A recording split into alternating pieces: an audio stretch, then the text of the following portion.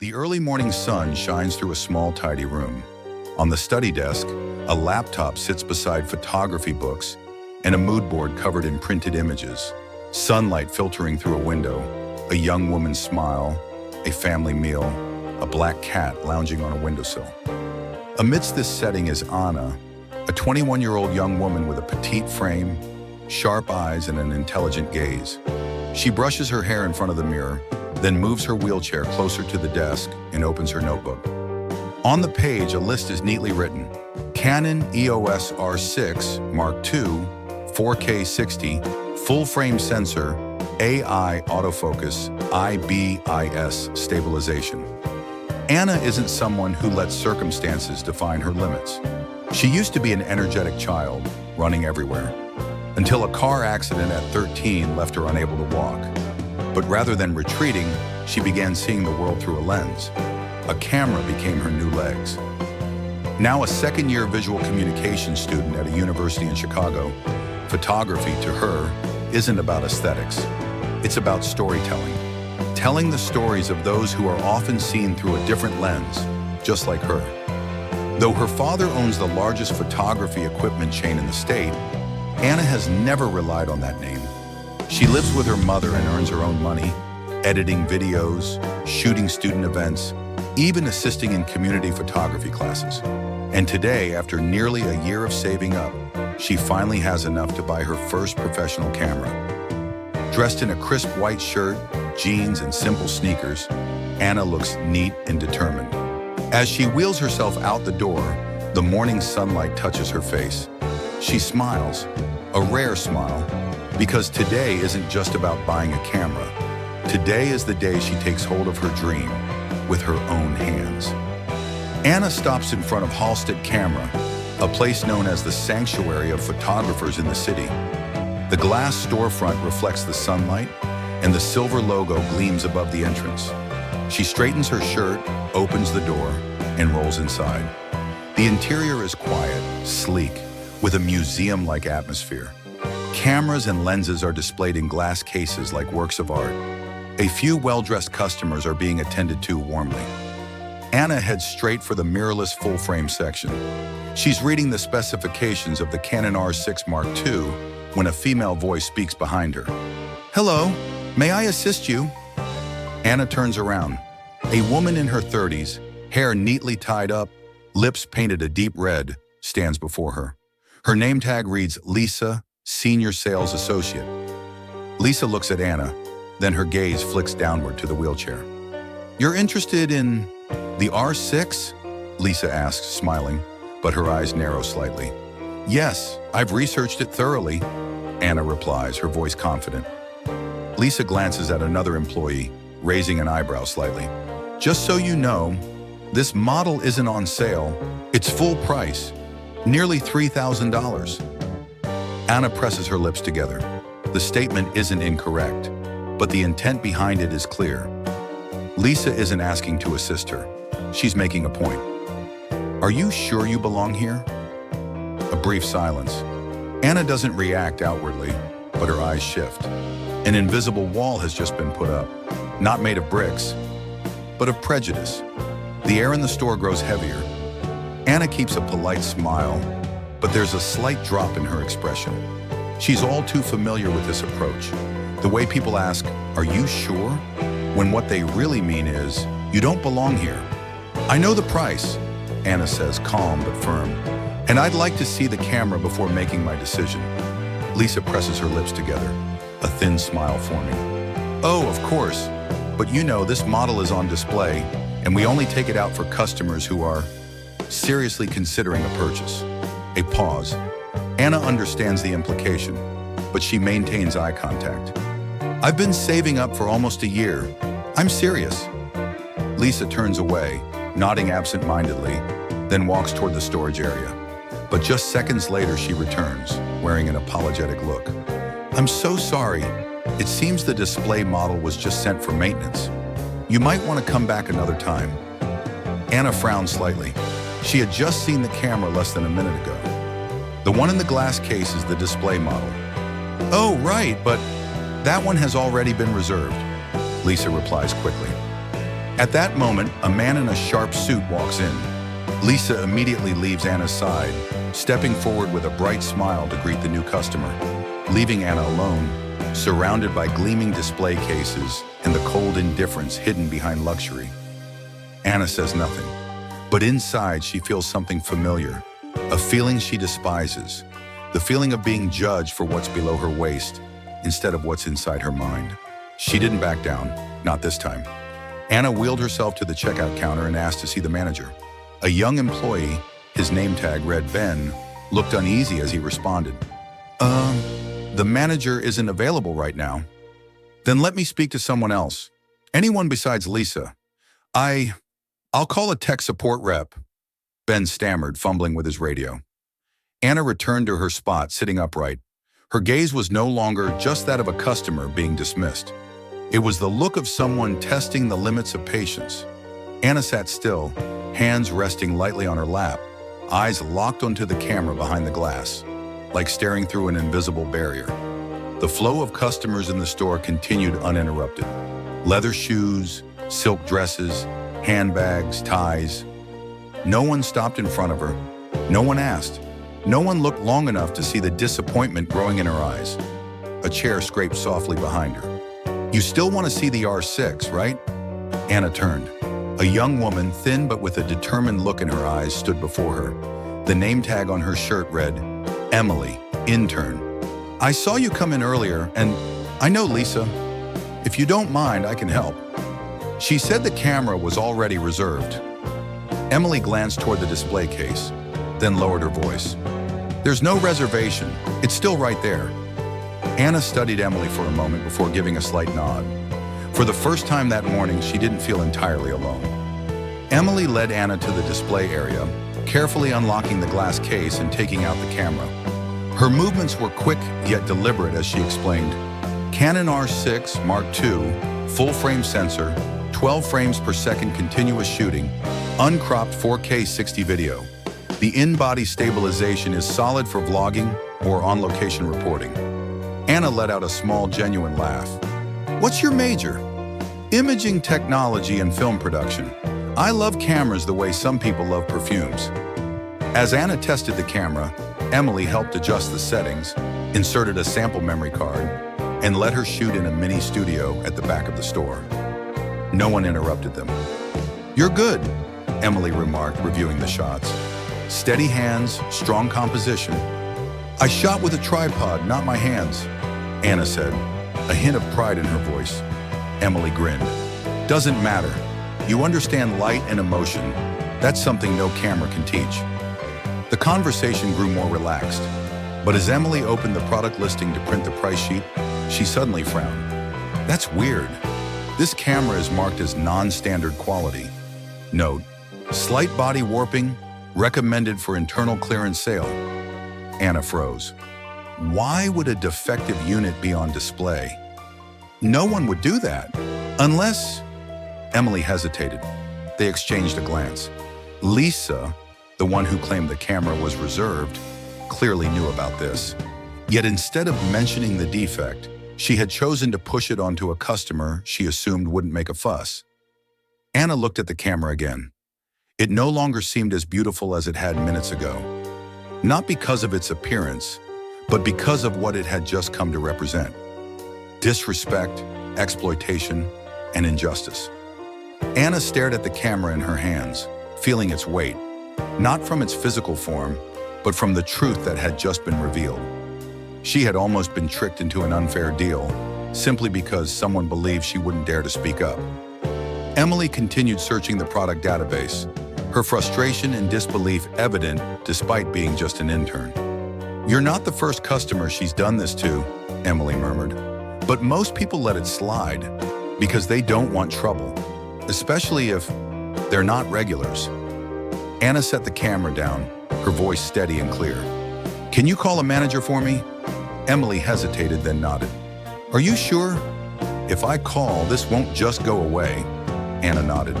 I've been silent long enough. A few minutes later, the store manager arrived. John, a man in his 50s with graying hair and sharp but approachable eyes. Upon seeing Anna, he stepped forward and shook her hand. polite and unhurried. "Hello, I'm John, the store manager. Emily told me you have a concern about a product?" Anna recounted the entire story, from the moment she entered, to Lisa's attitude, the refusal to assist, the false claim about a reservation, and the deliberate attempt to sell her a defective camera at full price. John didn't interrupt. He simply listened, nodding occasionally. When she finished, he turned to Emily. "Verify the product number, pull up today's sales logs, and send me a full report within 10 minutes. Also, call Lisa to the meeting room, immediately." Emily nodded and left quickly. Anna let out a slow breath. She didn't know what would happen next, but one thing was certain. She had chosen not to stay silent, not to bow down, and not to purchase a camera that symbolized disrespect. John turned back to Anna and asked gently, "Would you like to see other models? We will make sure you receive the service you should have gotten from the start." Anna looked at him, her expression softening. "Thank you, but there's something else I'd like to know. Does this store truly respect all its customers, whether they walk in wearing designer shoes or roll in with a wheelchair?" A question that wasn't in any sales manual, but one that defined the true value of a brand. As Anna continued speaking with Emily, a staff member emerged from the back office and announced, "The manager had to leave for an urgent matter at the central warehouse. He'll be back in about 30 minutes. Emily's expression faltered slightly, but Anna only nodded. She had no regrets about her decision, even if it meant waiting a little longer.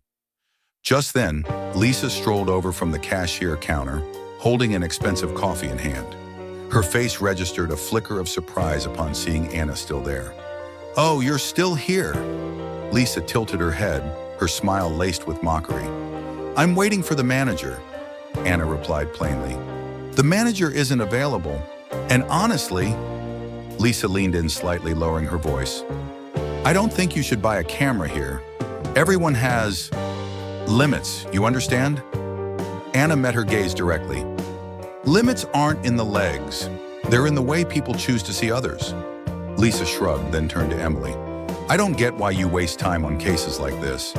As an intern, you should learn to filter customers. Don't take on unnecessary work." Emily pressed her lips together but didn't respond. She simply continued entering data into the system while Lisa walked away, irritation evident in her posture. After a moment, Emily murmured to Anna, "I'm sorry about her. This isn't the first time." Anna nodded, her heart tightening. She didn't want to cause a scene, but she also couldn't sit back and let unfairness continue unchallenged. Outside, the sky had shifted. The warm golden sunlight from earlier had faded into muted grays. The air inside the store had also grown colder, not because of the air conditioning, but because someone had decided to use their small amount of power to undermine another person's dignity. Anna gripped the armrest of her wheelchair lightly. She wasn't angry. She was just tired. Tired of having to prove her worth, not through skill, but through sheer refusal to break. "Can you show me the list of similar cameras?" Anna asked calmly. "Of course." Emily nodded, her voice steadier than before. Lisa watched from a distance, her expression disdainful. But this time, Anna didn't care. She was busy doing something more important, staying resilient. Emily pulled up a chair next to Anna, opened a tablet, and began listing alternative models. There were some strong contenders: Nikon Z6 II, Sony A7 IV, Fujifilm X-H2S. But Anna's gaze kept returning to the Canon R6. Not because of the brand, but because it was the dream she had nurtured for an entire year. "You still want that one, don't you?" Emily asked gently. Anna nodded slightly. "Not because of the specs, but because it's something I've believed in for so long." Emily was silent for a moment before saying, "Then let's check the entire inventory. I don't believe this store only has one defective unit." She stood up and pulled a key from her belt loop, the kind issued only to employees with technical access. Anna looked at her in surprise. Emily smiled. "I may be an intern, but I'm assigned to tech support. I can access the stock room if I have a valid reason." While Emily went to check, Anna quietly scanned the store. She noticed that none of the full-time employees had approached or spoken to her. It was only Emily, a person without a salary, without insurance, without a formal title. who had treated her like a whole human being. 15 minutes later, Emily returned, slightly out of breath but with bright eyes. "I found a brand new R6, still sealed in the box. Looks like it was pushed to the stockroom after a canceled order, but no one updated the system." Anna laughed softly, unable to hide her emotion. "You know, if I had left after Lisa turned me away, I would never have known this camera existed." Emily nodded. "And if I hadn't noticed you in the corner earlier, I wouldn't have realized I could speak up." No grand words were exchanged, but something unspoken had formed between them. Trust. Not because Anna was a customer, not because Emily was an employee, but because both had chosen not to turn away from silent injustice. Emily carefully placed the camera box on the table. "Please check it. If there's even the smallest issue, I'll report it immediately." Anna nodded, then opened the box. Her hands trembled slightly, not from worry, but from something else. Because someone had stood by her, exactly when she needed it most. Anna opened the new camera box under the soft golden light of the tech counter. Everything inside was pristine. The camera carefully wrapped in plastic, the strap, battery, charger, and manual still sealed. Emily, wearing specialized gloves, expertly inserted a test memory card and adjusted a few basic settings. Every movement was precise and professional, not just the work of an employee, but of someone who truly loved what they did. While Anna tested the camera in the mini studio area, Emily returned to the front desk to log the product into the system. But as she searched for the product code, she accidentally opened an unprotected file. A bold title flashed across the screen: "Defective products, temporary handling instructions, internal use only." Emily held her breath. This was a file she wasn't supposed to have access to. Someone had mistakenly saved it in a public folder. She glanced around. Lisa was still across the room, busy on a phone call. Emily quickly scrolled down. There it was, the Canon R6 Lisa had put on display. Next to it, a note read, "Slight frame distortion at tripod mount. Stabilization untestable. Recommended for internal clearance sale or transfer to the technical warehouse." Emily clenched her fists. Lisa hadn't just ignored the warning. She had deliberately tried to sell a defective unit as brand new. And not by accident. She had exploited the silence of those who were often overlooked, like Anna, to bypass regulations and earn extra commission on outdated stock. Emily swiftly copied the file and sent it to Manager John's email before erasing her digital footprint. Then she returned to Anna, unable to hide the tension on her face for the first time that day. "Anna, if I told you someone deliberately put a defective camera on display to pressure customers into buying it, what would you think?" "I don't need to think," Anna replied, voice steady. "I just lived through it." Emily hesitated. Then for a few seconds, neither of them spoke. The air thickened between them. "What do you want to do?" Emily finally whispered. "I want to see if this place still has honest people. And I think you're one of them." From across the room, Lisa glanced their way. Her expression was different now. The easy arrogance was gone, replaced by something else, something wary. Because once the truth is named, it never stays silent again. Noon. Sunlight cast long reflections on the polished tile floor of the store. Lisa walked briskly from the front desk to the product trial area, phone still in hand. But unlike this morning, her gaze no longer held confidence, only irritation, laced with caution. She spotted Anna still there, testing the autofocus on her new camera. Emily sat beside her, explaining features now and then. They weren't whispering. They weren't lowering their heads. They weren't acting powerless. Lisa adjusted her hair and approached. "Are you done testing?" she asked, voice sweet but eyes on Emily. "We're checking the video mode," Anna answered, calm. "Good, because you know, interns aren't allowed to make sales without supervision." Emily started to respond, but Anna spoke first, her tone even. "I'm waiting for Manager John. He'll be back soon." Lisa hesitated for a split second before forcing a casual smile. "Oh, John is busy. I think you should come back another day. If needed, I can help finalize your purchase." Anna didn't look up, eyes still fixed through the viewfinder. I don't want to buy from someone who tried to pressure me into purchasing a defective product. This time, Lisa visibly flinched. Are you accusing me? I don't need to accuse you. Anna finally met her eyes. The product records speak for themselves. Lisa swallowed hard. She didn't know exactly what Emily had found, but she knew without a doubt that control was slipping from her hands. The atmosphere shifted. The same words that had once allowed Lisa to evade accountability now felt fragile, like paper about to tear. Lisa lowered her voice, trying to regain control. Do you even know how long I've worked here? Anna didn't blink. Do you know how many times I've stayed silent just to avoid trouble? For the first time, her voice pressed firmly into the air. But today is different. Today, I'm not alone. Lisa turned to Emily, eyes sharp. But Emily didn't flinch.